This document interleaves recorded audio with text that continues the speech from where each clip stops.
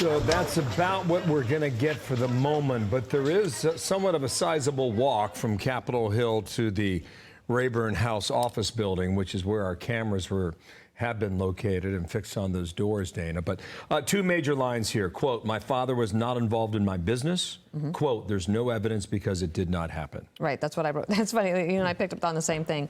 He also several times referred to MAGA Republicans and MAGA extremists having impugned his character and invaded his privacy, and that all of this has led, he said, to lies that are believed by way too many people. I'm a little confused, though, Bill. So is he now going to go testify? I believe so. I mean, yep. David Spunt, if you could chime in here, because he's 15 minutes late to get to the press conference. Well, it wasn't even a press conference, to give a statement. Exactly. But now he will walk over there, or he'll drive over there to the Rayburn building and start the deposition? Well, you know, that's what we assumed, Dana, but honestly, Hunter's moves today have been totally unpredictable, to say the least. We know right now that in this room behind me, there are Republicans and Democrats sitting in the room waiting for Hunter Biden, presumably watching what he just said live on air, as he is supposedly to make his way into this building, Rayburn, for his closed-door deposition.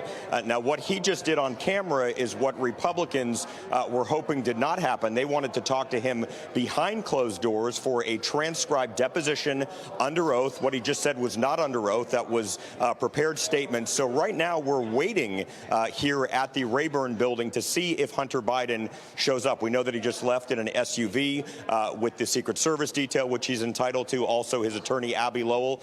So right now the question, and I hate that I can't give you a definitive answer, but we didn't expect Hunter Biden to show up outside of the Capitol with the Capitol Dome behind him and speak today.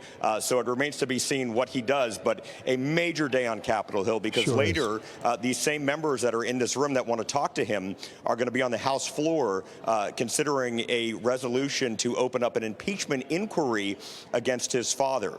So it remains to be seen if he shows up, but we're keeping a close eye on this David, one thing, guys. We're going to get a transcribed interview at some point. When's the earliest we might see that? It depends on how long it is, I'm told. I've asked, they can turn these transcripts fairly quickly here. If this goes on 5 or 6 hours, may not be until Friday or next week. It's possible it could be tomorrow, but if he comes in here and he invokes his right to the Fifth Amendment, and he doesn't say much other than, hi, I'm here, I respect the process, that's why I'm showing up, but I can't say much because I'm under indictment. Remember, he was indicted last week in California on these tax charges. So anything he says here in Congress, which is not a legal court of law or a real court of law, can be used against him in a real court of law, whether it be Delaware on those gun charges or in California on those tax charges. Okay. I'm Steve Doocy. I'm Brian Kilmeade. And I'm Ainsley Earhart. And click here to subscribe to the Fox News YouTube page to catch our hottest interviews and most compelling analysis.